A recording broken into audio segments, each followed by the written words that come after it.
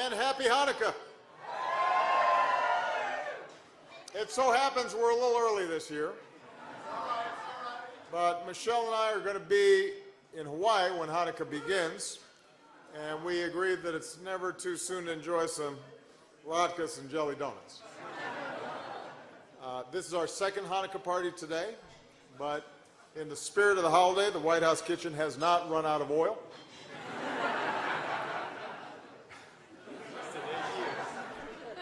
Dad jokes for every occasion. I want to recognize some special guests that are with us today. There are a number of members of Congress here who obviously are so supportive of the values that are represented by this holiday and extraordinarily strong friends of Israel. We've got Justice Breyer and Justice Ginsburg in the House.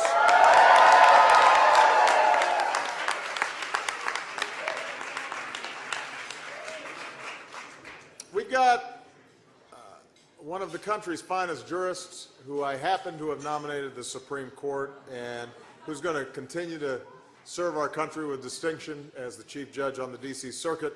Merrick Garland is here. Thank you, Merrick.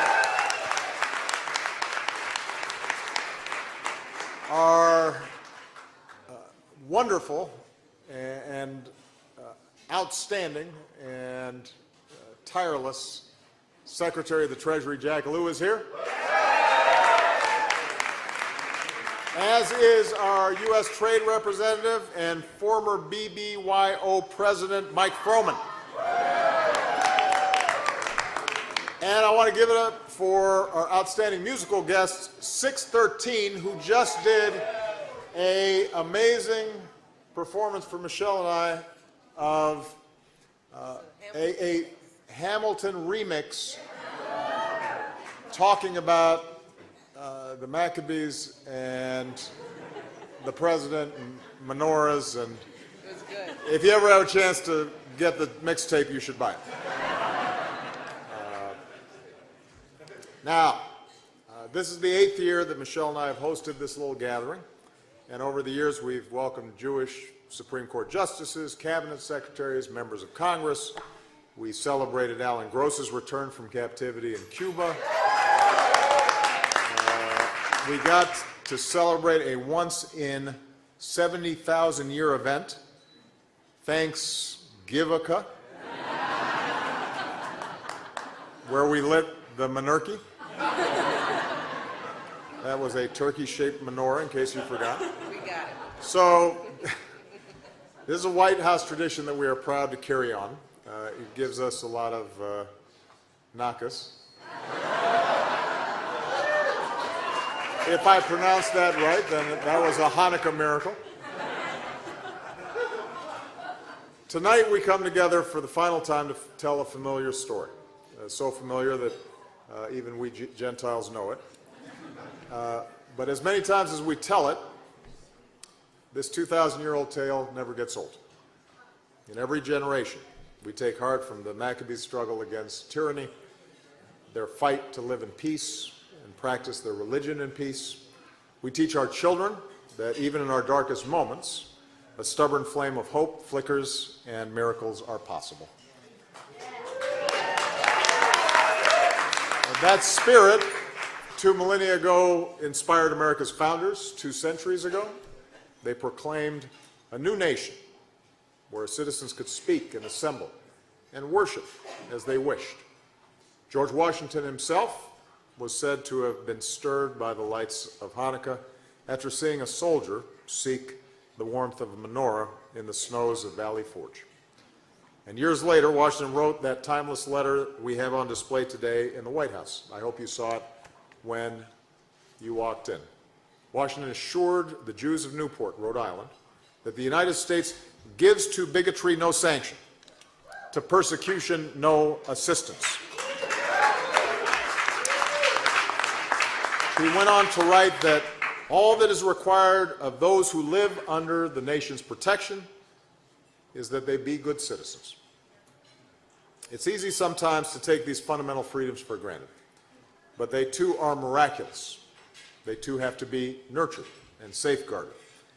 And it's in defense of these ideals, precisely because the Jewish people have known oppression, that throughout our history this community has been at the forefront of every fight for freedom.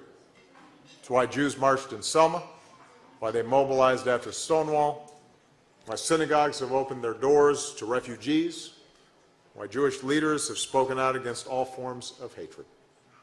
And in my last months in office, I want to thank you for all your courage and your conviction and your outspokenness.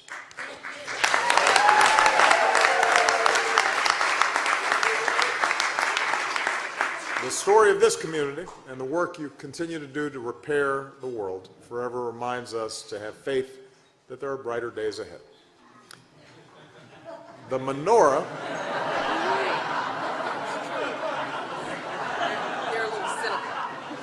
No, they're not cynical. The menorah we light today is a testament to such resilient optimism. It belonged to Rena and Joseph Walden, a young Polish couple who acquired it in the early 1900s. When the Second World War came, the Waldens fled to France and took shelter on a farm.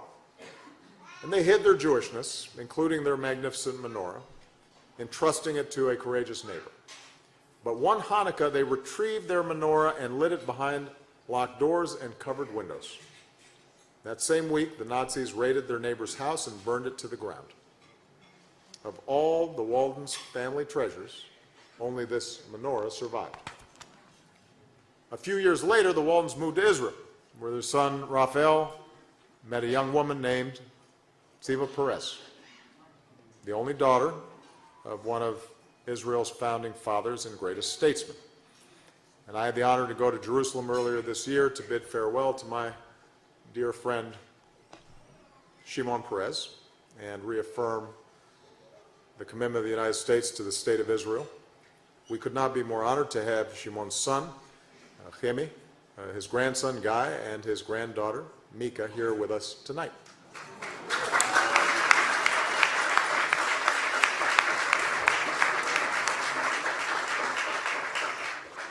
The Walden-Perez family lit these lights when the State of Israel was new.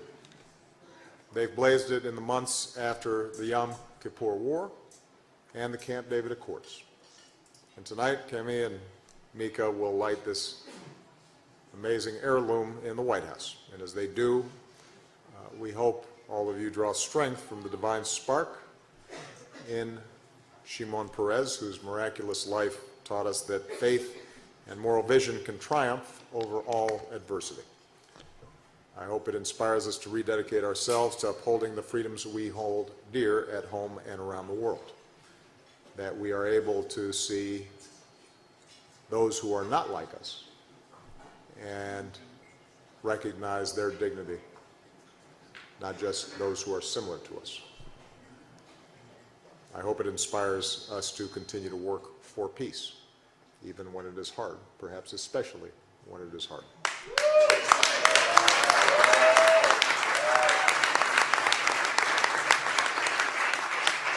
And as Washington wrote to the Jews of Newport more than 200 years ago, may the Father of all mercies scatter light and not darkness in our paths.